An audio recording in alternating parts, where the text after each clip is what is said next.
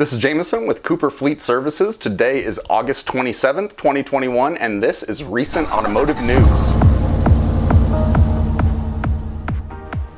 Great news, the chip shortage is over and the automotive industry is pretty much back to normal.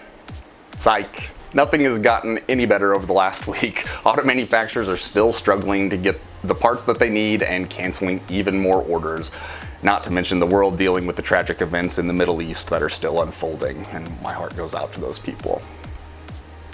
Chip manufacturing giant in Japan, ROM companies, said that their efforts to catch up to demand will last through 2022.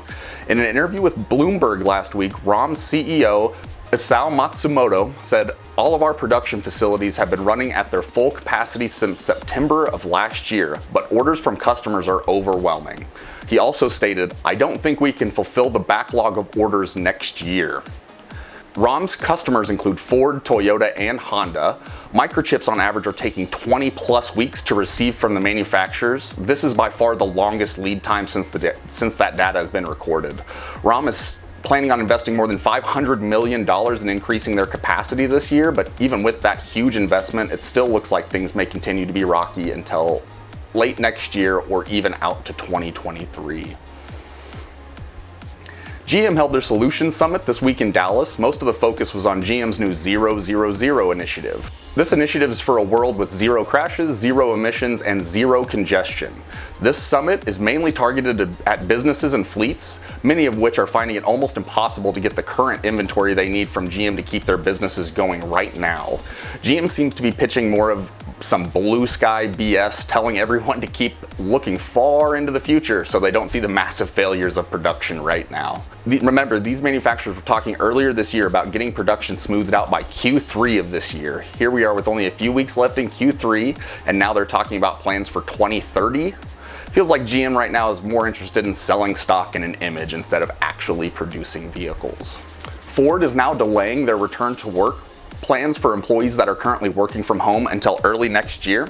This plan has been moved back several times already, and with the rise in COVID-19 cases, it was very much expected for it to be pushed back again. Ford is also kicking around the idea of mandating vaccines for employees. They already require anyone that travels internationally to work to be vaccinated, and they are assessing if broader mandates are appropriate.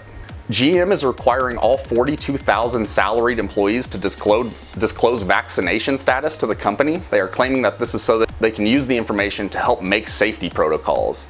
Can a company require you to disclose medical information? It seems like this could be a HIPAA violation, but what do I know? I'm definitely not a lawyer.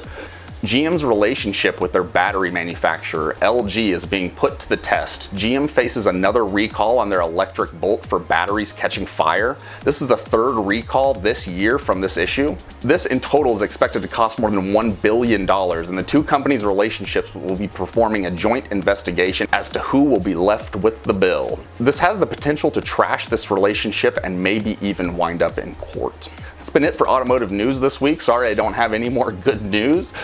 If you like content like this, feel free to check out our website at www.cooperfleetservices.com. Really appreciate y'all tuning in this week. Have a great weekend.